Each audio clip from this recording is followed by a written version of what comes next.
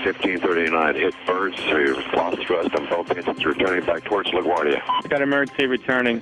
Which engines? He lost thrust in both engines, he said. Got it. Can I get him in for runway 1? We can't do it. We may end up in the Hudson.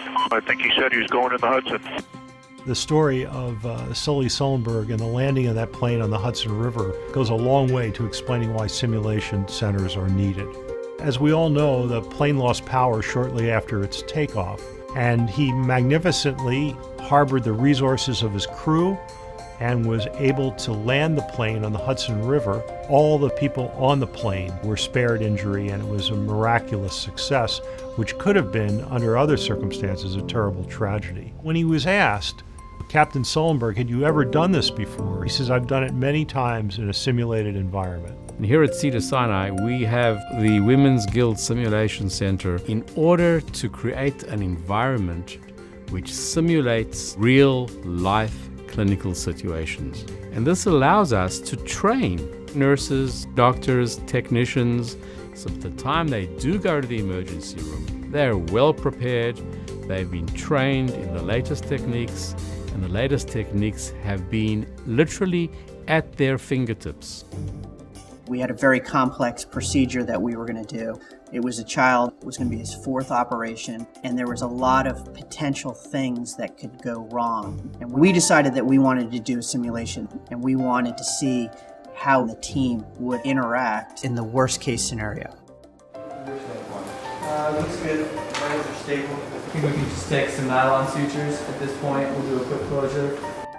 The child did great. He had surgery and went home in 4 days without having a complication or an event. Our simulation center is one of few that exists in the United States. In the simulation center, you get to practice 3, 4, 10, 12 times and then be able to hone a skill.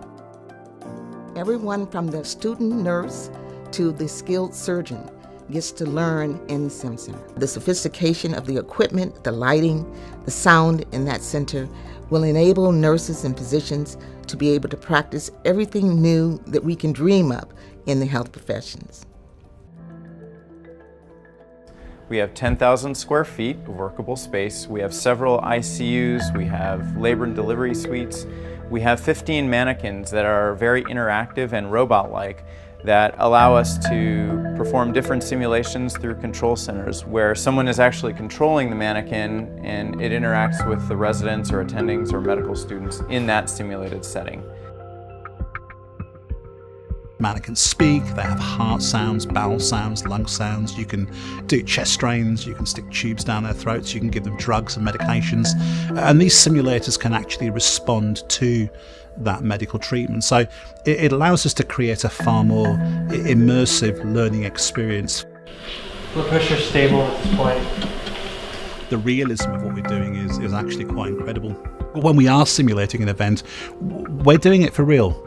We're doing it right from the very start of the procedure all the way through to the very, very end. This is called the anatomage table. It's a virtual person. We can dissect and we can examine and we can rotate and we can look at various organs and structures. Surgical training is changing all the time. New procedures are available all the time.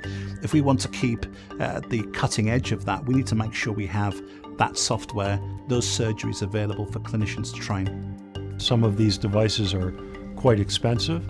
We need support to get materials, to hire support people for the simulation center. Women's Guild has been, and I'm sure will continue to be, a wonderful partner as this simulation center assumes national prominence. We would never be able to maintain such a sophisticated facility without the generous support of donors who understand our mission. The Women's Guild Simulation Center allows us to save lives. Looks good. Great job. I think we really helped this patient out.